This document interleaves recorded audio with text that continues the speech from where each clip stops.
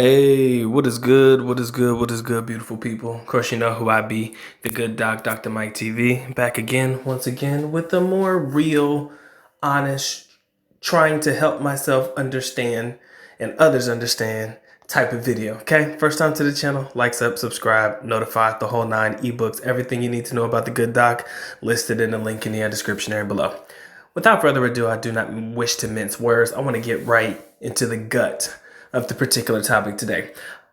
After living in the Philippines for many years and, being able to experience and live in different parts of the Philippines, understanding the difference between the different areas, the good, the bad, the happy, and the sad, I often wonder if the Philippines, to an extent, participates in what is known as wealth shaming. I repeat, wealth shaming.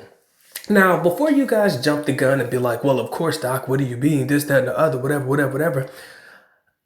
The reason I'm bringing up this particular topic of choice is because I made the videos recently about the wealthiest places to live in the Philippines. I did the live stream the other day about, what was it? Shit, I forget. I do so much damn content.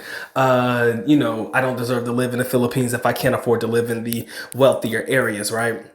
I did these videos and it made me think. I'm thinking, does the Philippines participate in wealth shaming from the aspect of, are the local community, those that are less fortunate who make their own makeshift houses, are they building their houses around these major well-developed cities, more specifically in Manila, or were these particular makeshift houses there?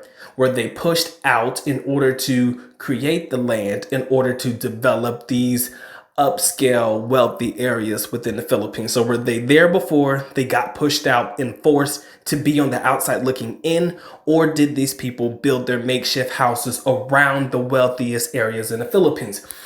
And the reason why I asked this question in reference to you guys, as well as a question to myself, is because yes, you have those that, for lack of a better term, because of their financial means, they do look down upon others who do not have it. You understand? I mean, that's probably anywhere that you go. Some are willing to help, some are not. But to an extent, if you look at the way these cities are built, the sky rises, the high rises, or whatever, man, these tall, statuesque types of buildings that they build. And then you see these little shanties built around the outskirts of these particular cities. It's almost as if these big cities are like the bullies to the smaller cities. It's almost like a David and Goliath type situation. Just follow me on the example. I know how the story played out, but again, from the aspect of it, Goliath, huge motherfucker, right? David, little dude. So imagine these big skyscraper-esque areas overlooking basically these shanties and shacks and shit. It's almost like a form of bullying if I look at it. It's like, damn. But then again, however you look at it, you're going to view it a different way. It's okay. But I often wonder, and I pose the question to the audience, do you believe that the Philippines, to an extent, and whatever extent it may be, you can feel free to explain your reasoning and justifications. Do you believe that they participate in wealth shaming? Do you believe that foreigners coming into the Philippines participates in some form of wealth shaming? Now, that could be in the form of, oh, I got it and you don't type of scenario, or, money's not a thing to me. It's okay. I can buy you, whenever people get mad, how they say, bitch, I could buy this whole bar. I could buy your life, or some shit like that. People who say that stuff, not everybody does. But do you believe that these people who have the means, for the most part, the majority, the high percentile of individuals who come from means, do you believe that they participate in a form of wealth shaming?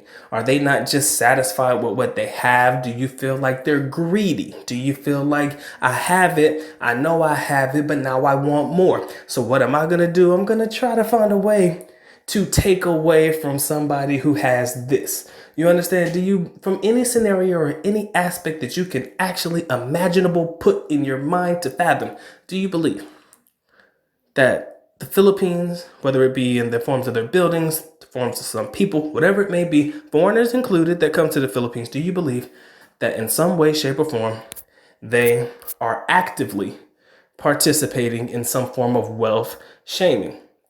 You know, a lot of foreigners, we move to the Philippines for a multitude of different reasons.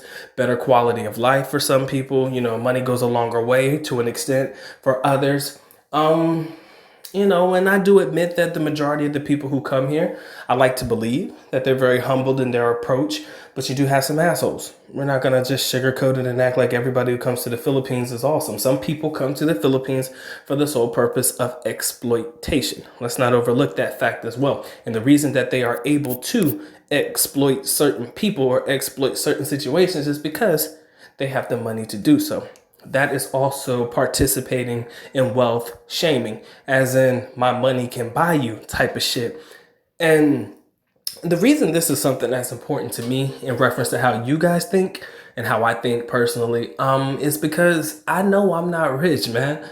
You know, I don't have the means to sit there and shit on somebody. I do just well enough to make sure the good doc and the mean one are just fine. And I'm good with that. I'm good with those numbers. I push numbers that I'm satisfied with. Do I want more? Yes, but I'm not going to go out of my way to shit on or take advantage of other people in order to get that particular type of wealth.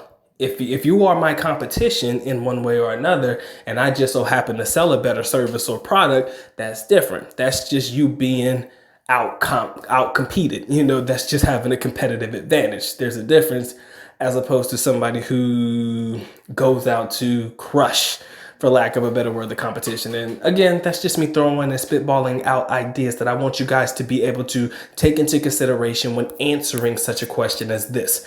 Do you believe that the Philippines, to an extent, in any other area, not necessarily just the Philippines alone, but do you believe that in some way, shape, or form, they are participating in wealth shaming?